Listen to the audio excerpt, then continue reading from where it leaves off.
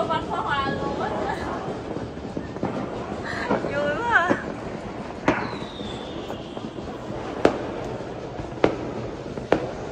Giao thừa cả thành phố bắn pháo hoa luôn cả nhà ơi.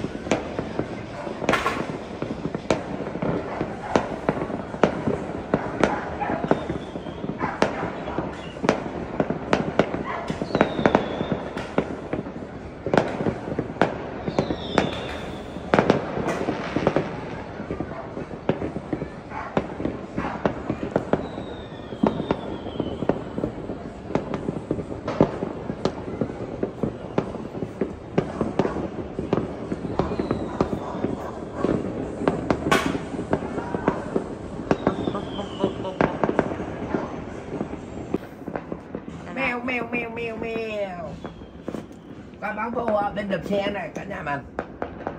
Tới đây bắn lên.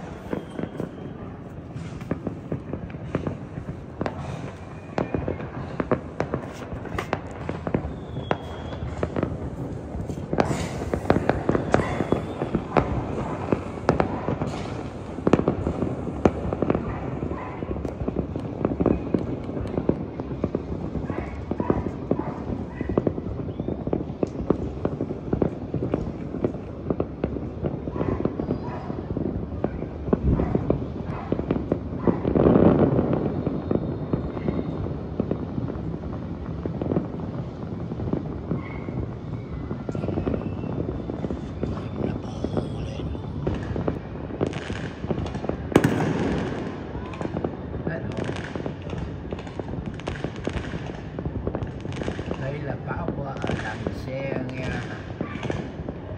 bắn chào mừng năm mới năm Quý Mão, quay từ cửa sổ phòng một nhà mình tầng 19 nốt lên. Yeah.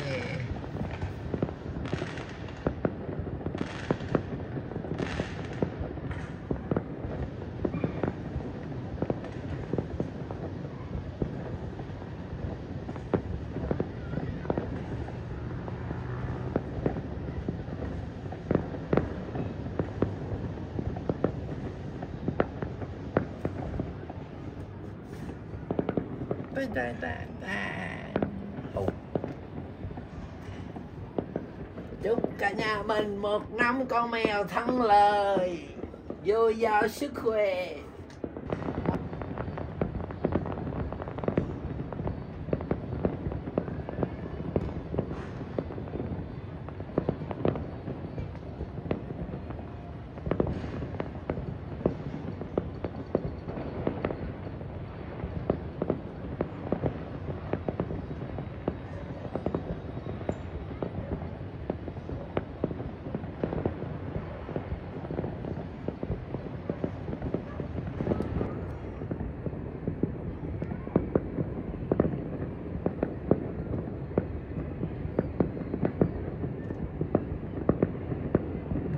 Biết mình ngoại tái hả trời.